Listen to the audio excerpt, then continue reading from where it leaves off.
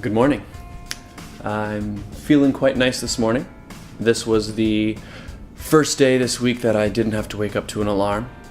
And also the sun is shining brightly for also the first time this week, so a good day. The reason I'm feeling especially good is because if I take a look at my checklist of things that need doing, you'll notice a lot of check marks. It's been a good week. There's not very much left to do on this film. Today, I've only got 4 or 5 shots to get that I'm going to be able to achieve all here in the condo, so I don't need to go anywhere. It's a lighter day, so that's why I figured I'd get a sleep in, make sure I'm well rested, try to gain back some of my hours of sleep deprivation this past week. So, we'll get those shots done. I'm going to enjoy my coffee, and let's get to work.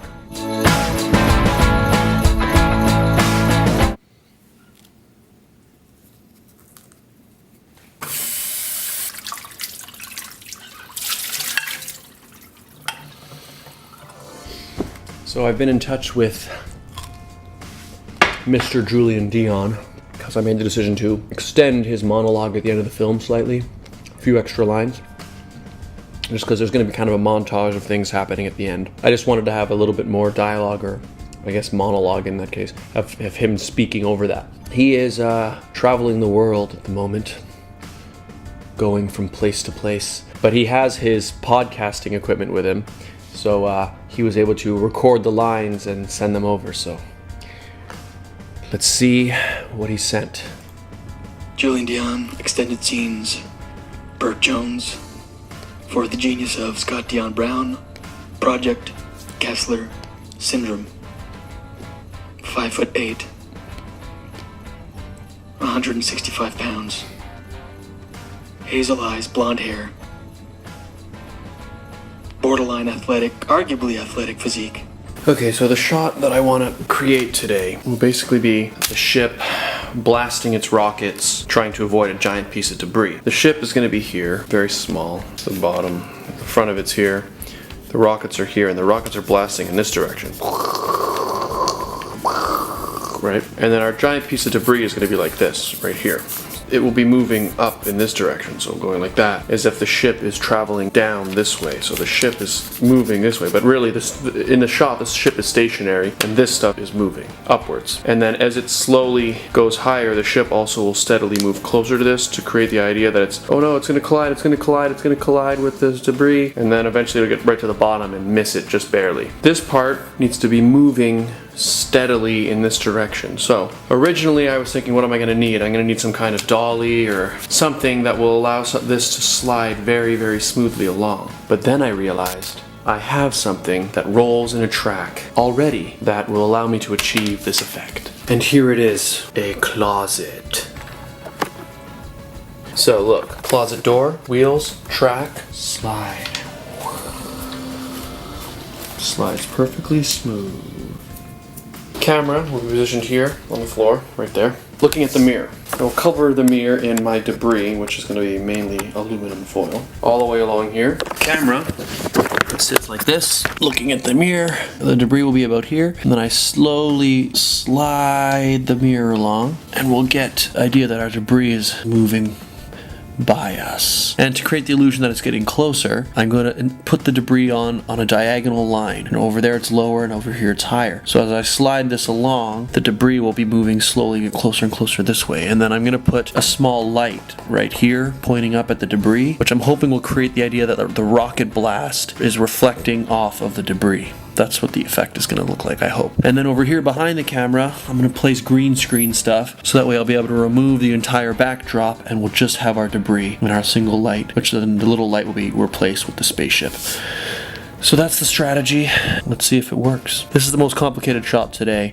It's not that complicated, really, or at least it doesn't seem to be at the moment. But we'll find out. I'm gonna try this. I may need to go with something brighter, but this is one of those fake tea light candles. They're supposed to look like tea lights, but they're actually just tiny little LEDs that flicker. So, turn it on. It's kind of broken, but don't fail me now. Why are you doing this to me? Okay, figure that out after. It sits here, more or less in the middle of the shot. Foil, blue sticky tack. instant debris. So we'll start with the end of it. So like where it would actually just narrowly miss. So it's almost touching it. Something like right here. I've got the camera on a slant right now. Well, right now this is pointing upwards, but in the eye of the camera it looks like it's pretty straight. Quick change, we are going to try Scotch tape. So, you know, trial and error. Okay, well, it's sticking this time. Yeah.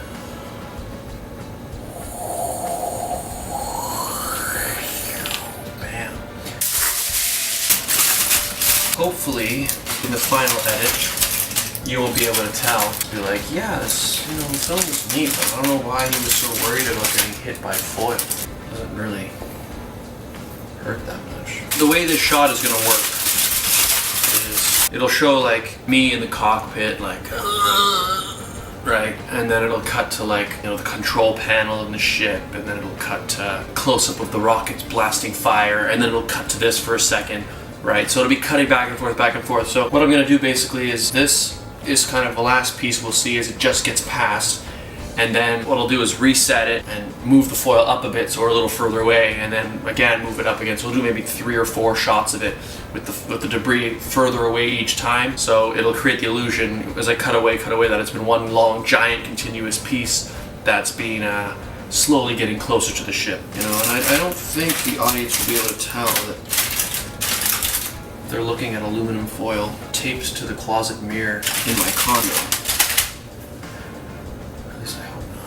A little test. Debris. Oh, it's getting closer. It's getting closer. Is he gonna make it? Oh, it dropped down and he hit it and he died. Okay, well, I'll have to move that up. But this is actually gonna work. I think it's gonna work.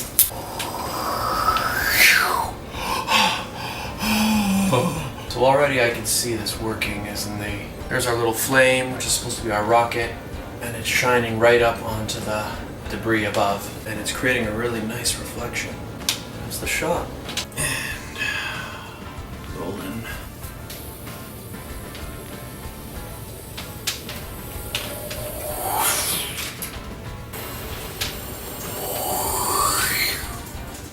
I think I'm slowing down at the end.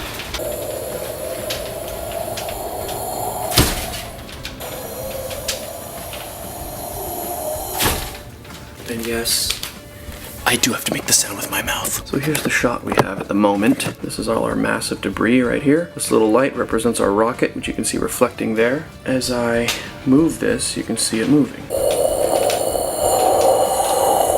Look at that. Camera's on its side over there, as you can see. Like that. Looking over there, that little light sitting on a book. The complete works of Shakespeare.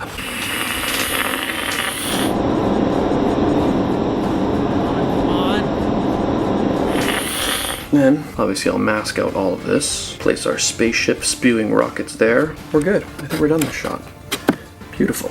So that was this shot here, this shot.